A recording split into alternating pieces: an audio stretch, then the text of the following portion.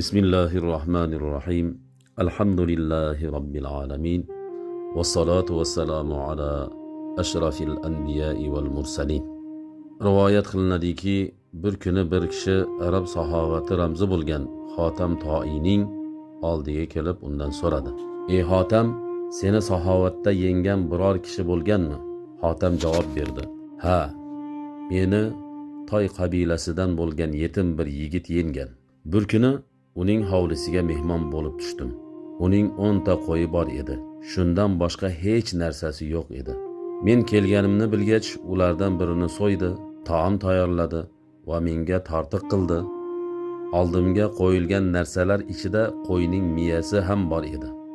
Undan tatib ko'rdim, menga yoqdi va ta'mi juda yaxshi ekan. Haqiqatan mazali" dedim. Hotam so'zini davom ettirib dedi: "Yigit gapimni eshitishi bilan menga indamay joyidan turib chiqib ketdi va ketma-ket pishgan miyani menga keltirib berib turdi. Men esa uning nima qilayotganini bilmasdim. Ertasi kuni qaytmoqchi bo'lib tashqariga chiqsam, uni atrofida qonga belanganini ko'rdim va shunda u barcha qo'ylarni so'yganini bildim." Hotam Toi hayratlanib yigitdan so'radi: "Ey bolam, nega bunday qilding?" Yigit g'urur va izzat bilan javob berdi: "Subhanalloh, menda bor bir narsani siz yoqtirgan bo'lsangiz, uni sizdan qizg'anamanmi? Mehmonga yoqqan narsani bermaslik arablar uchun uyatdir.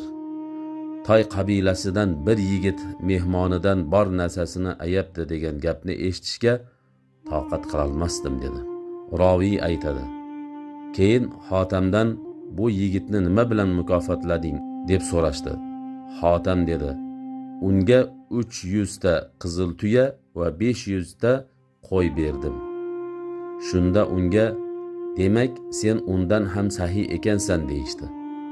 Hotam esa kamtarlik bilan bosh chayqab: "Yo'q, u mendan ham sahiy, chunki u bor yo'g'ini berdi, men esa ko'p narsamdan ozginasini berdim" dedi.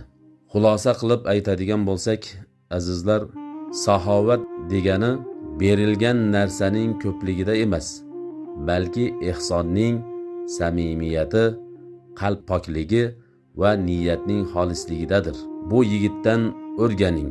Haqiqiy himmat boylikda emas, balki insonni boridan ham berishga undaydigan qalb sofligidadir.